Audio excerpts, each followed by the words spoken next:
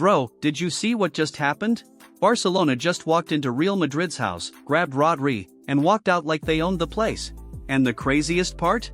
Real Madrid thought this deal was basically done. Mourinho had already started building next season's tactics around him. The midfield was planned, the system was planned, everything was ready. Then Barcelona showed up and said, "Thanks, we'll take that." Apparently, when the news came out, Mourinho completely lost it and even called Real Madrid's sporting director, furious that they had let the deal slip away. And honestly, I get it, because Real Madrid have actually had a great transfer window. They fixed almost 90% of their problems, they added depth, brought in quality players, and suddenly they have options everywhere. But there's one massive problem: if you start the season without a world-class defensive midfielder who can receive the ball, control the tempo, build attacks from deep, and get you out of pressure, then honestly, all those other signings might not mean much.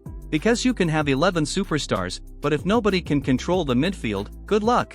So forget those reports saying Real Madrid are done in the transfer market. Rodri is not the end of the story. Florentino Perez is absolutely going back shopping, and today, I'm giving you the names that could replace Rodri at Real Madrid. But first, hit that like button and subscribe because we're chasing the next big milestone. Now let's get into it.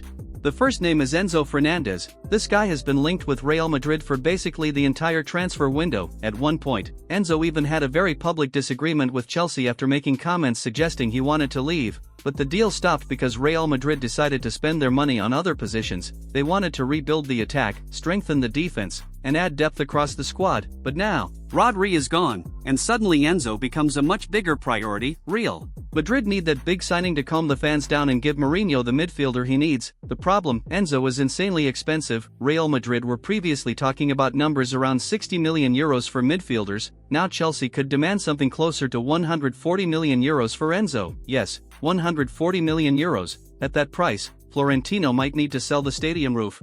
Joy and Enzo isn't even a pure defensive midfielder, he's more of a deep-lying playmaker who can also operate as a number 8.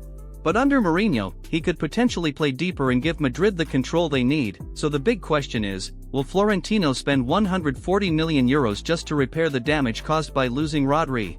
Then we have Martin Zubimendi. Arsenal just paid around 70 million euros for him, originally planning to pair him with Declan Rice, and honestly, that looked like a terrifying midfield partnership. But Zubimendi started the season brilliantly, then his performances dropped later on, and now, with Arsenal bringing in even more competition in midfield, his starting position could become less secure. That could open a door for Real Madrid, because there's a famous comparison: Zubimendi is basically Rodri 2.0. Of course, Rodri is still the better player, but stylistically, they have plenty of similarities. Zubimendi can control the tempo, play through pressure, protect the defense and build attacks from deep, and the best part, the deal could cost Real Madrid around 70 million euros, that's basically half of what Chelsea could ask for Enzo, so financially, Zubimendi makes much more sense. Now here's the name nobody is talking about enough: Javi Guerra, a Spanish midfielder from Valencia who Barcelona have also followed in the past. Why does he make sense? Because he's excellent at progressing the ball, controlling possession, and dictating the tempo. He's only around 23, and stylistically, he's closer to the creative midfielders Madrid have had in the past. Think of that type of player who can keep the ball moving and make the entire team breathe. And here's the crazy part. He could cost around 30 million euros, 30 million, for Real Madrid. That's basically pocket change, and Valencia isn't exactly a club that can tell Florentino, "Nope, we're keeping him forever." If Madrid really wanted him, they could probably move very quickly. He might not have the superstar name, but sometimes the best signing isn't the guy with 10 million Instagram followers. Sometimes it's the guy who's been quietly cooking in the background. Another name Real Madrid have followed closely is Adam Wharton. Crystal Palace previously wanted around 100 million euros for him, which basically killed the deal immediately, but the situation could be different now. Wharton is only 22 years old, physically strong, quick, technically excellent and very comfortable receiving the ball under pressure. And here's the interesting part, he's English. That could make a move alongside players like Bellingham much easier culturally and inside the squad. He could cost somewhere around 70 to 80 million euros, and if Real Madrid want a midfielder who can become a long-term solution, Wharton is absolutely worth considering.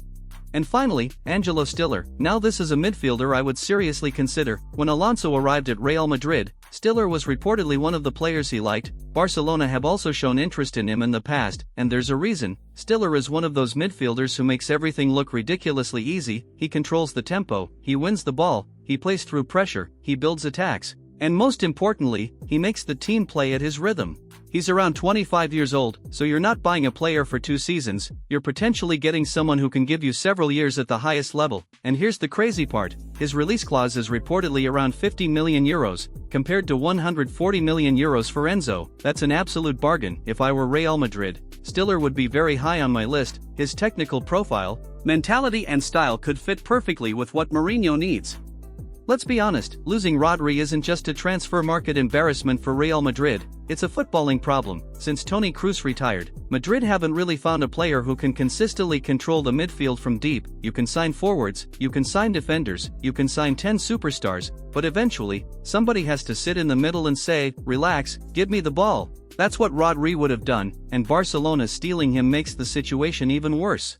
For Barcelona, it's a massive win. They get a world-class midfielder who can completely transform their midfield and give them even more control alongside Pedri. For Madrid, it's a slap in the face. Florentino lost one of his biggest targets, and Barcelona's president gets to walk around smiling like he just won the Champions League. But the transfer window isn't over. Real Madrid still have options: Enzo Fernandez, Zubimendi, Adam Wharton, Javi Guerra, Angelo Stiller. So now I want to know, who should Real Madrid sign to replace Rodri? Would you spend 140 million euros on Enzo? Go for Zubimendi? Take a gamble on Wharton? Or save the money and get Stiller for 50 million euros? Drop your answer in the comments, and as always, don't forget to like, subscribe and share if you enjoyed the video. See you in the next one, my friend.